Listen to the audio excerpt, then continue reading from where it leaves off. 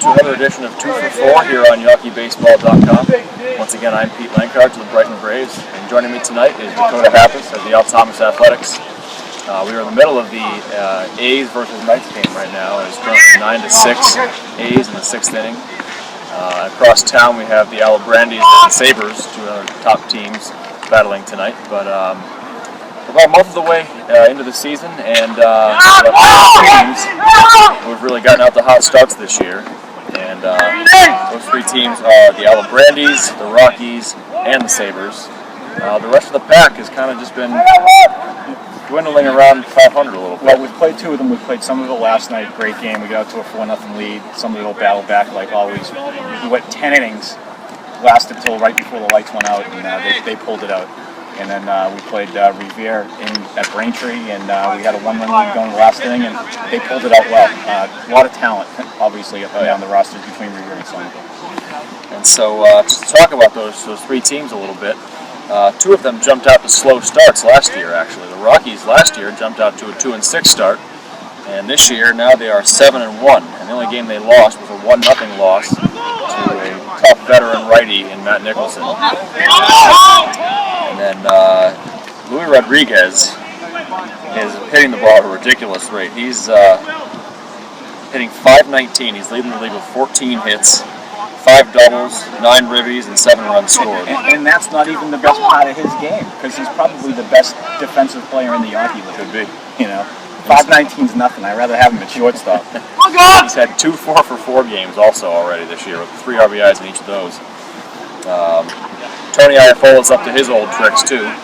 He's batting .438 and leading the league in slugging at .875. It's nice to have good veteran leadership behind the plate. For years I had Robbie Lynn back there, who's out for the year, and it's very important to have a catcher like Tony Iafola, who's been in the league for a while, that can hit great pitching, just kind of control the field. The other day he was 3 for 3 with 2 doubles and a dinger too, so not a bad day. Now the Stoneham Sabres, they're the only undefeated team at this point, although right now, last we heard, it was 3-1 Somerville in the 6th inning, thanks to Angelo for tweeting that live from the game, so we'll find out the results of that, and it should be posted by the time the video is. But might be a good time to plug the Yawkey Twitter feed right now. Yeah, well, that was part of the mix. But yeah, we have.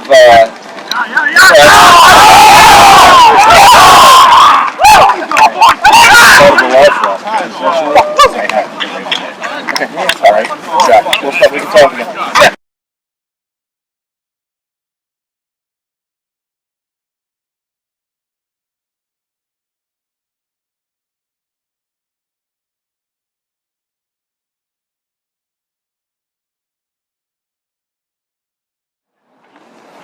So the Sabres last year got off to a 3-6 start, but this year they're 6-0, and they are playing Somerville tonight, though, which is obviously a tough matchup.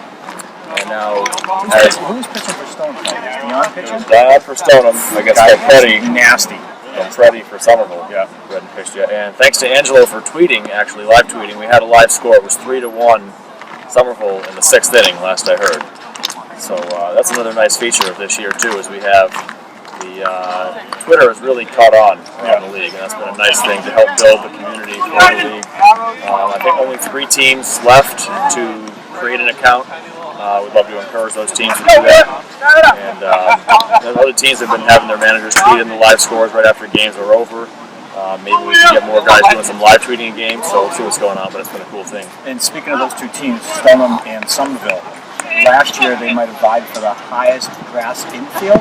But Somerville's going to win that this year. I've seen Recreation Park. They've cut it. I was at Somerville last night. It's up to my knees. And I know I'm short, but it's up to my knees. How about softest dirt? God, no. I'm bringing a roller next time. So about the Sabres, though, they have a team batting average of .365 going into tonight, and a staff ERA of 1.67.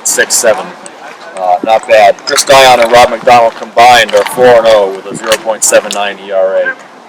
Yikes. Yeah. Also, guys, get used to the name Stefan Bodarelli. The kid is a hitter. He off to a 10 for 15 start. That's .667, leading the league in batting average. Some say it's Dave Bennell-like from back in the day. Well, it could be. David's behind the camera tonight, as always, by the way. And Could be.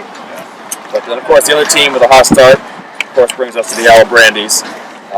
They started 6-0, lost a tough one to Revere. They beat out Thomas last night in a tough 10-inning game. But a couple of their hitters were actually off to slow starts, actually. But of course, we wouldn't expect that trend to continue. It's early. It is early. But meanwhile, their staff has an ERA of 2.02. Not too bad. But, that's all the time we have for 2 for 4 this time. But thank you, Dakota, for joining us. Thanks, Pete. Yeah, absolutely. Thanks, Dave. And we will see you next time on 2 for 4.